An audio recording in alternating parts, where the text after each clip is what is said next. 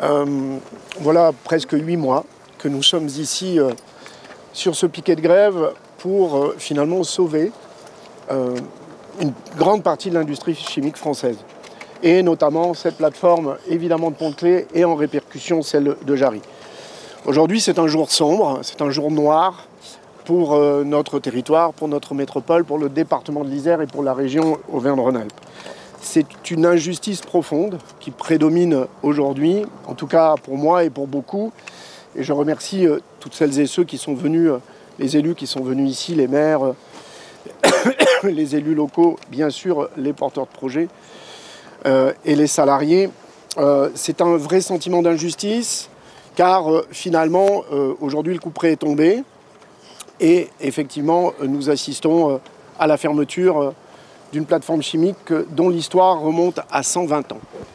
C'est 120 ans d'histoire qui vont s'arrêter ici, d'avenir, d'histoire industrielle, d'histoire de prospérité, tout simplement d'un territoire, et d'histoire d'hommes et de femmes qui ont vécu ici et qui ont tout simplement été là. Excusez-moi, mais c'est extrêmement fort. Aujourd'hui, c'est 120 ans qui vont donc s'écrouler. Et j'ai une pensée pour mon père aujourd'hui.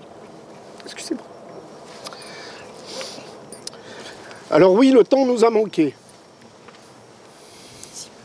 Quel temps? Quel temps? 3 semaines, ça a été dit par les uns et les autres ici. Depuis le début de cela, nous avons tout fait. C'est nous. Ici dans ce territoire, c'est les salariés. Et ce n'était pas leur rôle, Denis l'a dit très bien. Et pourtant c'est eux qui ont trouvé les solutions, qui ont cherché les solutions pour trouver tout simplement la reprise, construit des projets. On nous a expliqué que ce n'était pas possible, que c'était trop cher, qu'ensuite ça ne pouvait pas se faire, pour qu'au final, il y a à peine 4 semaines, on nous explique qu'il y avait un avenir industriel pour cette plateforme pour un coût de 120 millions d'euros. C'est ça le sujet en fait. Et globalement, depuis le début, et moi j'ai l'intime conviction que pour le ministre de l'Industrie, cette affaire était pliée depuis le début. Je considère que le ministre de l'Industrie avait mis une croix rouge sur ce dossier en disant que de toute façon, ce site allait fermer. Donc c'est du gâchis. C'est profondément du gâchis. Il y avait de quoi faire fonctionner cette plateforme. Il y avait les entreprises de ce territoire qui avaient décidé tout simplement d'être là, les collectivités. Et effectivement, il n'y a jamais eu cette capacité à un moment donné, tout simplement, de dire et si on faisait poser tout simplement cette offre de façon sérieuse, collective, depuis en haut jusqu'ici. Nous avons tout porté. Ce territoire a tout porté. A tout porté. Comment cela est-il possible en 2025, dans ce pays, que l'on soit réduit à ce que ce soit les territoires qui se mobilisent pour tout simplement sauver l'industrie de ce pays, alors que nous sommes soumis à des situations géopolitiques insupportables, des attaques de la Chine sur tous nos produits, sur tout notre tissu industriel. Il faut que ça soit dans un pays comme la France, que ce soit les territoires qui se bougent pour tout simplement trouver des solutions. C'est un monde à l'envers. Nous marchons sur la tête. Il n'y aura plus aucun discours crédible en matière de réindustrialisation de la France aujourd'hui. En tout cas, je n'en croirai aucun.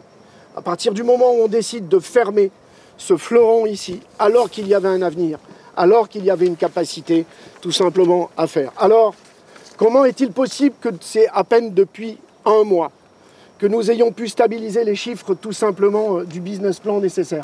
Comment cela est possible? 8 mois que nous sommes ici. 8 mois. Nous avons tous pris nos responsabilités ici. Et il y en a qui auront à rendre des comptes demain dans ce pays sur ce qu'ils n'ont pas fait ou ce qu'ils ont fait sans aucun doute dans des bureaux bien planqués, tout simplement pour se dire qu'ici il n'y avait pas d'avenir. Je suis très en colère de ce qui s'est passé. Car encore une fois, ce que nous attendons, c'est un État qui soit stratégique, un État qui soit visionnaire, Un État qui puisse tout simplement porter, je dirais, l'avenir de ce pays, qui puisse protéger ses salariés, qui puisse protéger ses citoyens. Et pas tout simplement que ça soit ici dans ces territoires, les femmes et les hommes qui vivent, qui doivent trouver les solutions. Alors il nous a manqué rien, rien.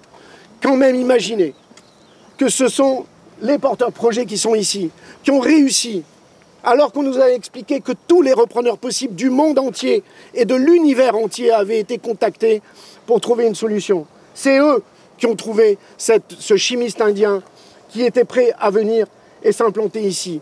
Et il n'est pas venu par plaisir, c'est parce qu'il était convaincu du projet.